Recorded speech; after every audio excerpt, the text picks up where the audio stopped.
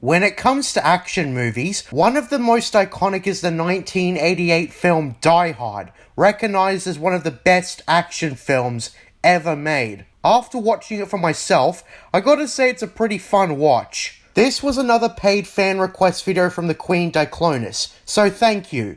In case you're wondering, there's a lot of films I haven't seen that I probably should. I recall before I even got the request to do Die Hard, my dad in particular was talking about how great it was. He made a joke that the sequel was called Die Harder, and then the one after that was called Die Hardest, and the one after that was called Die Even Hardest. After looking it up, that's not what the sequels were called, although they probably should have been called that, given I hear the sequels up the range of the area in each subsequent movie. This is also technically referred to as a Christmas movie. If that's the case, this is one of the coolest Christmas movies ever made, as well as one of the best action ones. In comparison to Arnold Schwarzenegger films like Terminator, the protagonist here is a lot more vulnerable. This movie stars Bruce Willis as John McClane. I like how the best action heroes have memorable names. Adds to the charm.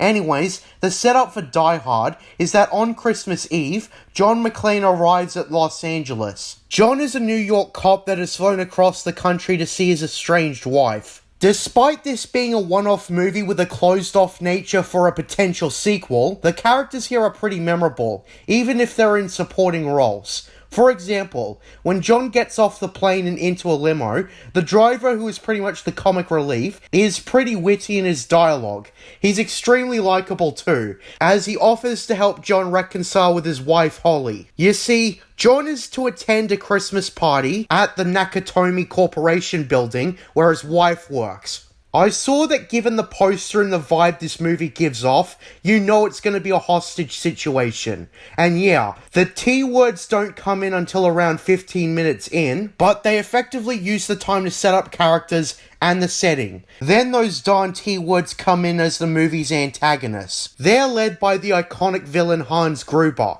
played by the late Alan Rickman. The T-words are established as wanting a bunch of untraceable bonds worth around $640 million. By today's standards, that's a whopping $1.5 billion.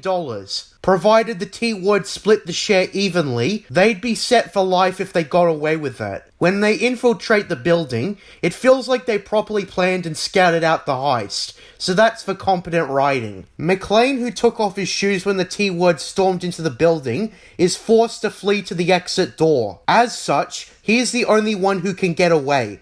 Despite being a vulnerable action hero, John is extremely resourceful. He's someone who comes up with every solution in the book. He's crafty, in other words. He's not useless. He can get shit done, but he's no Terminator. His first line of thinking is to try and get the police to come over. The telephone he sees doesn't work, to his frustration, so he tries setting off the fire alarm, in the hopes that they'll discover the hostage situation. Since the T-words have the advantage, they simply report to emergency services that it's a false alarm, and given they don't know any better, they turn around. The whole cast of characters are extremely reactive to each other. I especially enjoyed this sort of writing.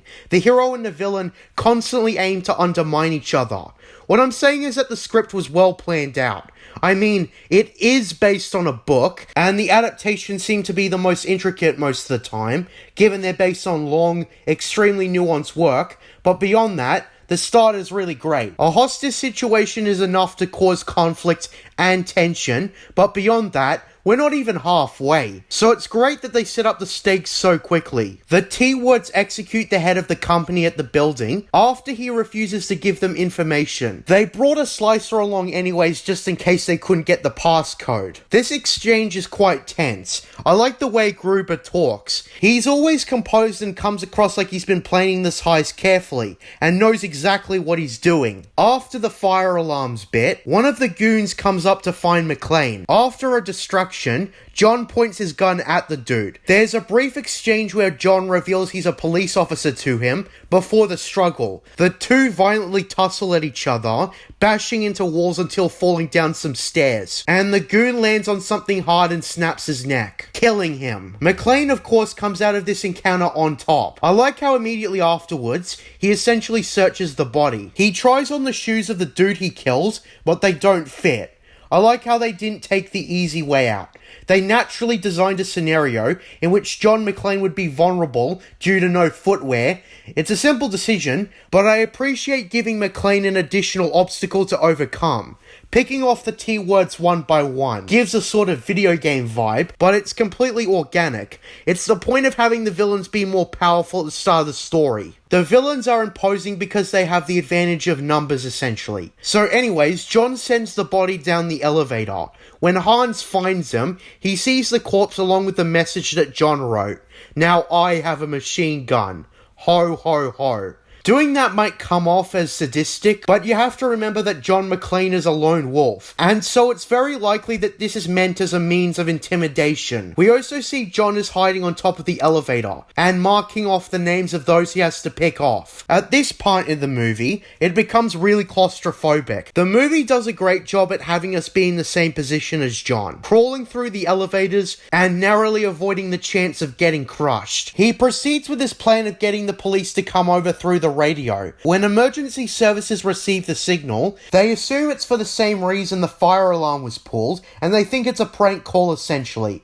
Since the radio signals are shared, Hans figures out that their enemy is on the roof, and so he sends his goons up, one of which being established as the brother of the first guy McClane killed. Since emergency services assume John is a pranker, they send a police car out to only trace the source of the pranker, and not for anything serious. This is where a pivotal secondary character comes into play, Officer Powell. Upon first impressions, this guy is an unaware source of hope for McClane sent to investigate the building. Meanwhile, an all-out gunfight occurs on top of the building, with 3 of the goons outnumbering McClane, including the pissed-as-hell brother. The set piece here really highlights McClane's role as a vulnerable action hero, as he tries to escape after being cornered. There's a part where he actually uses the strap on the machine gun as a rope to propel himself down, but the gun will only be stable for a short time. So it's John trying his hardest to grab one of the vents in what is essentially an empty chasm in the building. He narrowly avoids falling to his death and crawls through the vents, and he uses a lighter to guide his way through basically. Unfortunately, the goon out for revenge sees the light, although not at an angle where he can shoot at John. The goons go to the room where the vents would be, but they are unable to complete the manhunt, as the police officer in question arrived, and they have to lure the cop away. John tries to attract the attention of the cop when he arrives by smashing the window on one of the floors, the same area where the CEO was killed. This attracts the attention of 2 of the goons. John manages to take out one of them, but then is forced to hide underneath the table. Now he's got 3 T-words down. Just as Officer Powell is about to leave, John throws one of the bodies on the car, which the T-words fire at Powell, and he is forced to drive away. Not a move that ensured the cop's safety, but an understandable one to draw other police in. I'd also like to mention that the limo driver is still around the premises, oblivious to everything happening around him. Point is though, the police are thankfully drawn in. Despite facing a disadvantage, Hans Gruber keeps a calm and collected nature. He doesn't panic and keeps his remaining goons in line. He does worry somewhat because McClane now has the detonator from one of the guys he killed, and to be frank, the T-words needed that detonator. There's an exchange between Powell and McClane as Powell opens up on the frequencies and John responds, referring to himself by a code name Roy. Now, our confidence in Powell as a secondary character is lifted, because on top of being someone John can speak to, he also believes in John despite not knowing who he is. Another guy doubts McClane's account through the radio, but Powell trusts John through the radio. This is also around the time the limo driver finds out he's in the middle of a T-word hostage situation. At this point, the cops try to breach into the building, since the report of hostages is unconfirmed. They do a great job building tension, as the police unknowingly get outmaneuvered by the T-words. And they send in an armoured vehicle to barge in, and you can see where this is going. The T-words have a rocket launcher or a mortar or whatever, and they destroy the armoured vehicle, killing everyone inside. This is the moment that turns things from bad to worse.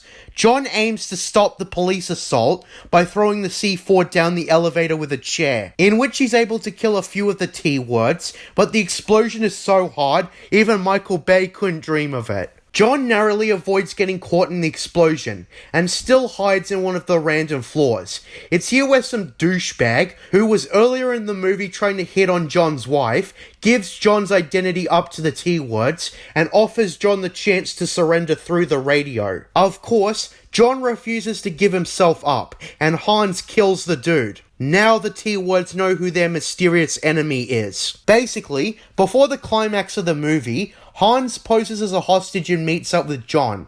John tests him by giving him an unloaded gun to see whether or not he'll pull the trigger. Hans fails the test, and John is about to kill him, if not for the T-word showing up in time to save his life. I love how smug Hans is when John doesn't take the opportunity to kill him. Again, John is cornered around an office floor, and as such, this is the part where John, still lacking shoes, is forced to walk through shattered glass to escape. Ouch. The gunfire caused the glass to fall all over, but unfortunately, Hans recovers the remaining explosives and the detonator. With that being said, this is around the part where John starts limping. He finds a quiet room to speak to Pal again, and we see him pull a shitload of glass out of his feet. They clearly present how painful the glass must have been. The remaining T-words under Gruber plan to trick the FBI into sending a helicopter and faking their deaths, sending the hostages to the roof. It's also around the time that the Slicer opens up the vault that holds the bonds. John finds out about the plan when he sees the charges. He tries to warn Pal, but he's stopped in his tracks by the pissed brother. John quickly disarms him, and a fist fight ensues, and they slam each other into the walls, and it's brutal. However, John manages to come up on top by hanging the dude by a chain, strangling him to death. Things escalate even further as Gruber watches the news, with the news station speaking to John and Holly's children, and Gruber sees the picture of the entire family in Holly's office, and now he knows which hostage is closest to John. Despite this, John manages to get the hostages away from the top floor, and then he propels himself down with a fire hose or something, using his gun to shoot through the window. John at this point comes super close to death. He narrowly avoids an explosion, and it's at this point I notice I keep on saying narrowly. The film effectively executes close call after close call with utmost precision. It's pretty impressive. Eventually, John confronts Hans Gruber, who has his wife at gunpoint. John actually taped his pistol to his back and tricks Gruber into thinking he's unarmed. Before, of course, he quick shots Gruber and the remaining T-word. By the way, the Slicer was taken out by the limo driver, so even the comic relief has a meaningful contribution to the film. There's this awesome final moment where Gruber changes watch to Holly, and so John once again narrowly saves her by removing said watch just before Gruber shoots him, and this bastard falls to his death. We even see his death from the cop's perspective, where he falls and splats on the ground. Fun fact, I've heard when they were shooting this part, Alan Rickman was told to drop him onto the mat in 3 seconds, but they actually did it after 1, so the slow motion reaction from him is genuine from surprise. I can't imagine he'd be pleased, but hey, they got the best take in 1. Now with all that chaos, John finally gets to leave the building. He meets Pal in the flesh after all this time, and the film certainly earns it. There is a bit where one of the T-words tries to fire on John, but he's quickly gunned down. So the limo driver takes John and Holly back home as Christmas music plays, and that was Die Hard. Jesus Christ. I know this is regarded as one of the best action movies, but I was pleasantly surprised. I'm usually very picky with the movies I watch, but being recommended Die Hard, it's thus far my favourite movie I was recommended to watch. Flight of the Navigator was pretty good, but this was something else. This is maybe an observation, but the film has a little touch of hope in its tone, and since this is sort of a Christmas movie, it feels like it. I love this movie after watching it. The story and play is reactive to one another. John McClane is a believable action hero. The movie has high stakes, and overall, it's well put together. Secondary characters like Pal and the limo driver have a lot of charisma to them, and they felt like real people. Hell, even the villains felt like real people.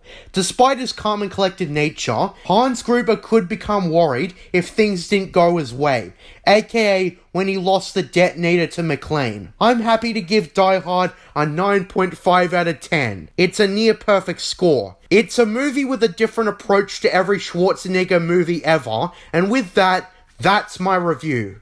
I'm JJ Plagiarisms. And until next time, what are stories but mystery boxes? Under the mountain.